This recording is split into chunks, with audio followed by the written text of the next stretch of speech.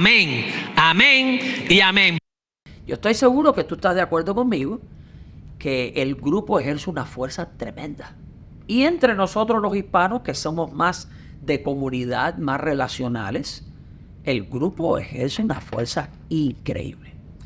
Recientemente, esta semana, precisamente estaba leyendo artículos de lo que ha causado la presión grupal, por ejemplo, con el tema del racismo, la presión grupal con el tema de grupos étnicos en Estados Unidos, la presión grupal con el tema de la media. Y es un fenómeno increíble cómo el grupo ejerce una fuerza sobre el individuo que prácticamente determina muchos aspectos de su proyección. Esto me hizo recordar también que en mi país de origen, Cuba, que en América Latina es el único país, vamos a decir, oficialmente comunista.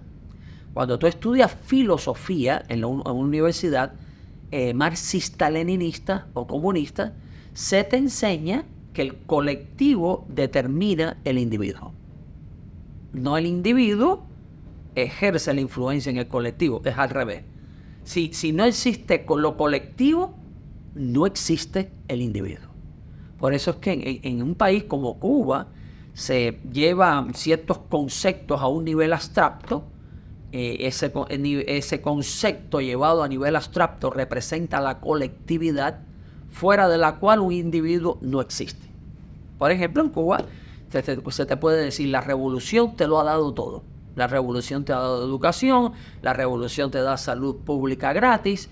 Y es que en ese concepto revolución está lo colectivo del pueblo cubano, llevado a ese nivel abstracto por una ideología fuera de la cual tú no puedes vivir.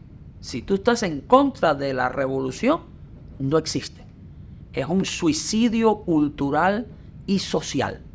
Y usted dirá: oye, ¿por qué Israel está hablando de todas estas cosas? Bueno, porque la presión de grupo, lo que ejerce sobre un individuo, es increíble. Y aunque la Biblia habla de la importancia de la comunidad, toda esta serie se ha enfocado en eso, la Biblia también habla de la importancia del individuo y cómo el individuo puede romper vicios de ambientes y puede cambiar y transformar una comunidad. En la historia que nos ocupa hoy, yo voy a resaltar una historia que está recogida en el Evangelio de Lucas, capítulo 17, versos del 11 al 19, pero yo solamente voy a hacer énfasis en los versos 15 y 16 y en la conclusión voy a mencionar el 17. Usted conoce la historia. Es la historia de los 10 leprosos. Jesús iba rumbo a Jerusalén. Cuando iba por un territorio entre Galilea y Samaria, salen 10 individuos leprosos, según la ley judía. Cuando una persona estaba leprosa, lo ponían fuera del campamento. No podía acercarse al campamento, obviamente por higiene, pero si se acercaba lo mataban, porque había que proteger a la comunidad. Estos 10 leprosos salen al encuentro de Jesús desde lejos, y Jesús entonces, voy a parafrasear, Jesús le dice: ¿qué quiere que haga con ustedes? Ellos quieren ser sanados.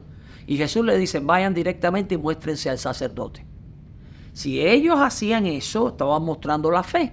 El sacerdote del pueblo era quien determinaba si ya estaban sanos de la lepra. Cuando ellos iban por el camino, ellos encuentran que son sanados. Y uno solo regresa. El grupo sigue en el típico egoísmo del ser humano de que ya obtuve un beneficio, o un beneficio en este caso que fue grupal, pues hagámonos de una vida ahora y vamos a disfrutarla. Y ahí estaba la presión del grupo para ir a celebrar, y este único regresa. Y regresa exactamente para dar gracias. De la actuación de este individuo nosotros aprendemos una verdad bien importante que en este momento está apareciendo en pantalla. Y es esta la verdad. Rompe la presión grupal egoísta a través de la gratitud. La verdad la estoy expresando en forma de exhortación. Rompe la presión grupal, que casi siempre es egoísta. Es una presión grupal que se ejerce en una dirección del ego. Rómpela a través de la gratitud. La gratitud, cuando tú quieres dar gracias, tú simplemente puedes romper la presión de todo reclamo que hace un grupo, sea cual sea el énfasis. Cuando tú estás agradecido, eso es una bendición tremenda. Y hay varias claves para romper la presión grupal que uno encuentra en este hombre leproso sanado. Aquí voy a mencionarte 3 claves. La primera de ellas, ver lo que otros no ven. Una persona agradecida, aunque tenga mucha presión de grupo, él ve más allá de lo que ven los demás. Él ve lo que otros no ven. Noten ustedes que en el texto, en el verso número 15, dice así el texto: entonces uno de ellos, y presta atención a la siguiente frase, viendo que había sido sanado. Viendo. La palabra ver aquí es un vocablo muy interesante en griego que no es puramente ver con los sentidos, implica percibir, considerar, estar consciente. Es una percepción que va más allá de los órganos de los sentidos, es algo profundo. Este hombre percibió profundamente que algo había cambiado en él y que él tenía que hacer algo para agradecer. Noten que la frase dice, viendo que había sido sanado. La palabra sanar aquí no es la típica que se usa en el sentido soteriológico de salud y salvación. Es una palabra que significa ser hecho completo. ¡Wow! Curarse, ser completo. Un leproso ya no estaba completo. Ahora él se siente completo, y como se siente completo, él no necesitaba una celebración extra, él no necesitaba estar bien con el grupo. Él regresa y ocurre en la historia que da gracias a Dios, que se encuentra nuevamente con Jesús, y es algo tremendo. Pero lo primero para romper con la presión grupal es ver lo que otros no ven. Déjame decirte algo. Esta semana hemos estado como hispanos aquí en First Baptist Orlando, batallando muchísimo para tratar de aprovechar al máximo las posibilidades que Dios nos ha dado aquí en esta iglesia.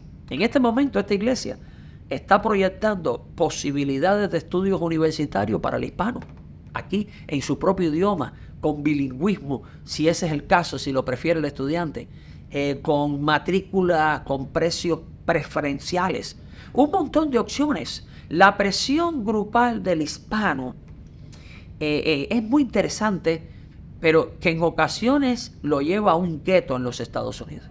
¿Saben ustedes que aquí hay veces que se forman comunidades de cubanos, comunidades de venezolanos, o la comunidad hispana? No, yo no me mezclo con... Voy a decir una frase que aquí es despectiva, usted la va a entender bien, pero no me mezclo con este gringo, estos gringos.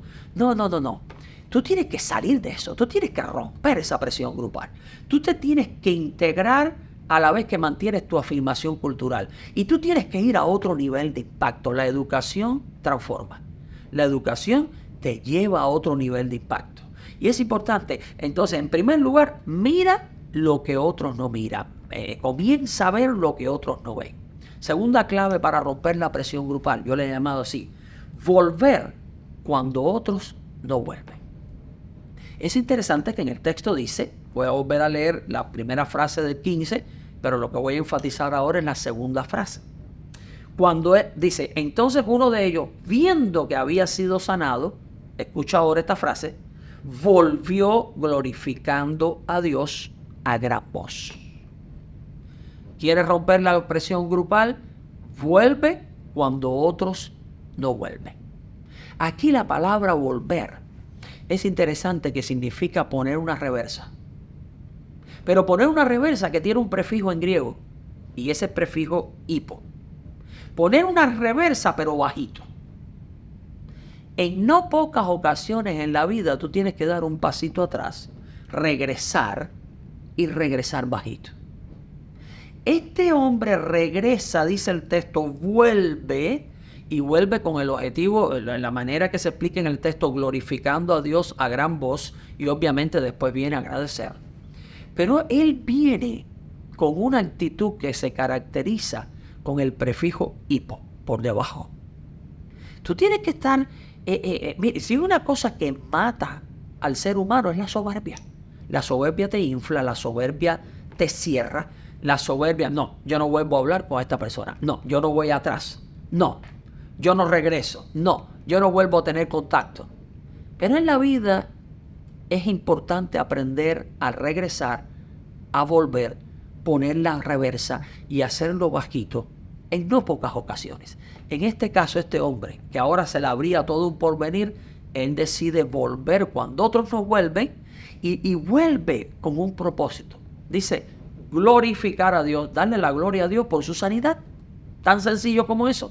Todo lo que tenemos en la vida se lo debemos a Dios. Hay que volver a Dios continuamente y decir, gracias por lo que me das. Aún en medio de la queja que todos podemos tener en el presente, quizás de aspiraciones o cosas que no hemos logrado todavía, pero es que hay que ser capaz de volver para dar, o sea, glorificar a Dios. Y noten ustedes que lo hizo a gran voz. ¿Sabe qué significa gran voz? Para nosotros en el día de hoy, público. Uno no tiene que avergonzarse de Dios. Uno no tiene que avergonzarse de dar gracias a Dios por lo que Dios le ha dado a uno. Y uno tiene, cuando vuelve, uno muestra humildad. Recuerden que todo el que se humilla a sí mismo, en el sentido bíblico de la palabra, Dios lo ensalza. El que regresa a Dios, le agradece al Creador, le agradece al Salvador, Dios lo ensalza. Toda persona que se hincha, se pone soberbio, se olvida de Dios, no le va bien en la vida. Y aquí va la tercera clave. La tercera clave es esta. Adorar cuando otros no adoran. ¿Sabes que en Estados Unidos la vida es tan rápida, el ritmo es tan acelerado, que hay veces que la gente no haya tiempo ni siquiera una horita de estar tranquilo en un grupo, de dejar descansar el alma para adorar a Dios? Noten ustedes qué interesante que el texto dice en el verso 16 que cuando él regresa y se postró rostro en tierra a sus pies, dándole gracias. Y este era samaritano. La acción de postrarse en tierra implica derribarse a sí mismo, caer.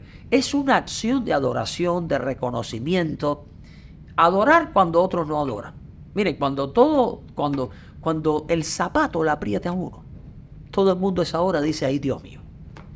Pero cuando todo va bien y tú eres capaz de regresar, dar gracias, tú eres capaz de adorar porque la cosa va bien, eso tiene un valor tremendo, la gratitud. Aquí dice dando gracias y usa la palabra Eucaristía.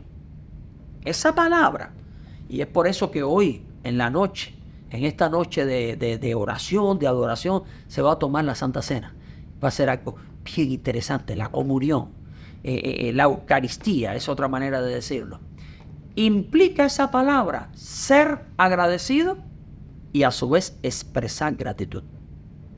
Hay gente que expresa con sus palabras gratitud, pero no es agradecida. No es lo mismo serlo y a partir del ser expresarlo.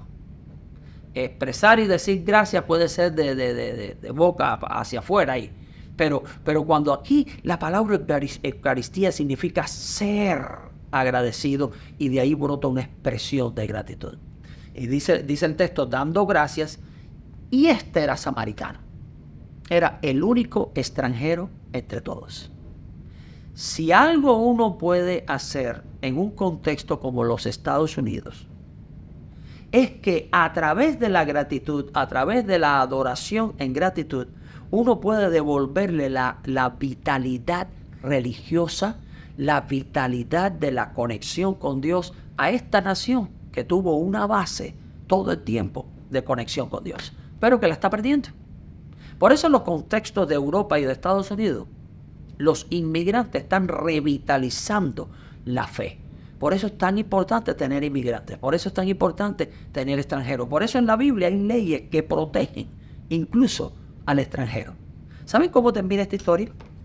Esta historia termina con una pregunta que hace Jesús. El texto dice en el verso 17. Respondiendo Jesús dijo, ¿no son 10 los que fueron limpiados? ¿Y los 9 dónde están?